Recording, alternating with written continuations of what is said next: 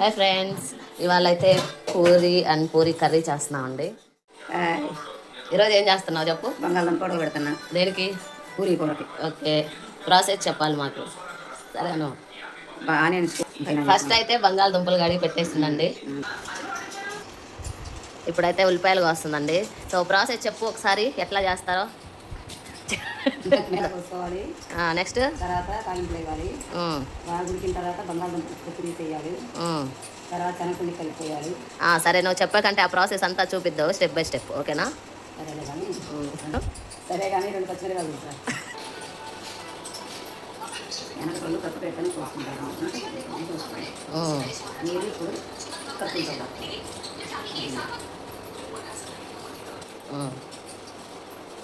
అవన్నీ తాలింపులు వేయాలా?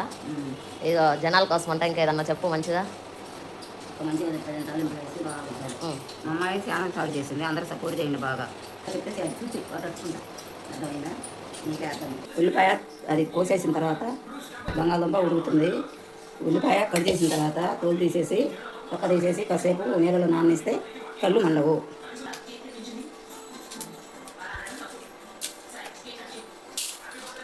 మేమైతే ఆయిల్లో వేస్తాం కదా ఇట్లా. దానికి దీనికి డిఫరెన్స్ ఏంది? నువ్వు అన్నీ వేసాక ఆయిల్ వేసి అయినా వేసుకోవచ్చు. అది ఇప్పుడు అప్పుడు ఇలా చేసేవాళ్ళు. అంతే తేడా ఏమి. ఏదైనా టేస్ట్ అవుతాయి ఒకటే అంటే కాదు. దాని టేస్ట్కి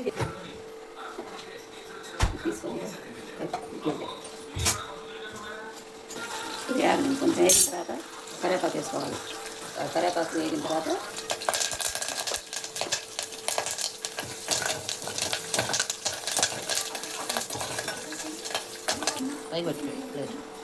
ఇవి ఇలా ఉల్లిపాయలు కట్ చేసి దానిలో వేయాలి.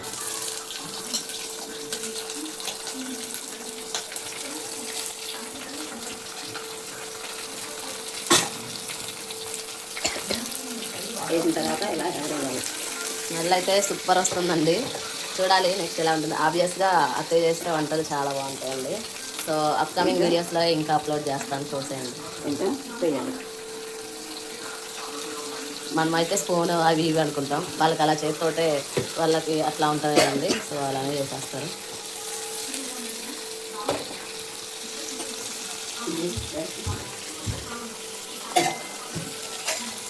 దీంట్లో నీళ్ళు పోయాలి. కొంచెం మరినే వేయాలి. దాంట్లో చిటికెడు ఉప్పు వేయాలి. పసుపు వేయాలి.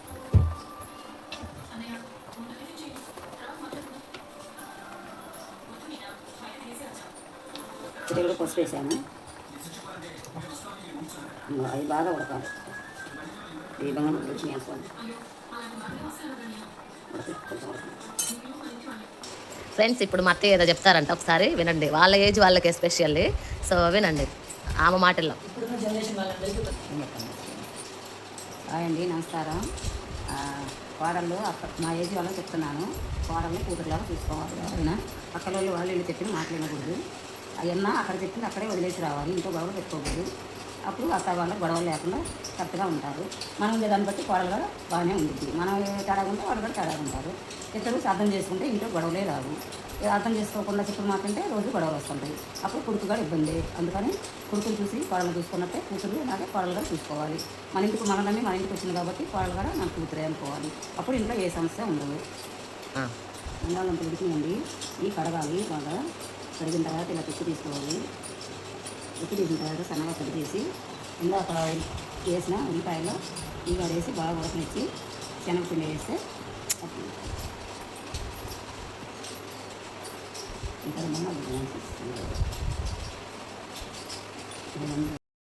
బంగాళదుంపలు నెక్స్ట్ బంగాళదుంపలు సన్నగా కట్ చేయాలి. ఆయన ఉడికిన తర్వాత వేయాలి.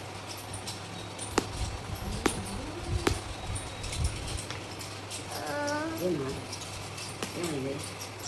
బంగాళదుంపలు కట్ చేయడం అయిపోయింది. ఉల్లిపాయలు ఆయన ఉడికిన తర్వాత వేయాలి. ఇప్పుడే కాదు, కొంచెం టైం పట్టింది.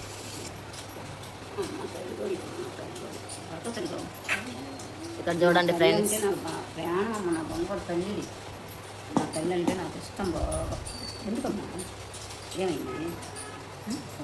ఇప్పుడే నిద్ర లేచి వచ్చేసిందండి పాప. ఇంకా వీళ్ళిద్దరు ఒకటండి మా ఫ్యామిలీలో ఫుల్ ఒకరికి ఒకరి సపోర్ట్. ఎవరిని మాట అన్నివ్వరు. ఇక్కడ ఉల్లిపాయలు ఉడుకుతున్నాయండి. ఉడికాక బంగాళదుంపలు వేయాలి దీంట్లో.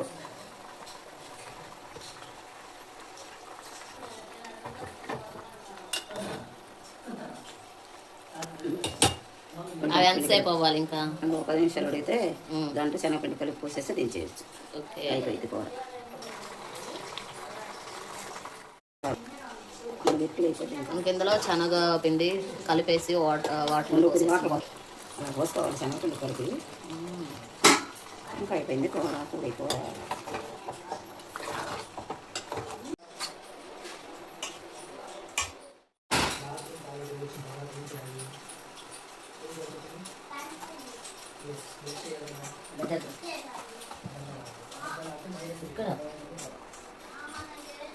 పిండి అచ్చం తిప్పుతున్నావు కానీ అట్లా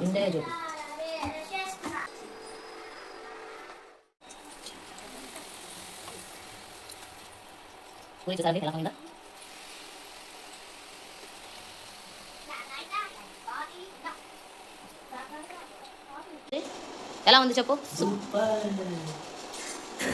చూసారా, వేడివేడి పూరి కర్రీ, అమ్మ చేసిన కర్రీ, వైఫ్ చేసిన పూరి కాంబినేషన్ సూపర్ కదా. అంతేనండి, అత్త కూడా కలిస్తే ఆ కాంబినేషనే హిట్. Bye bye.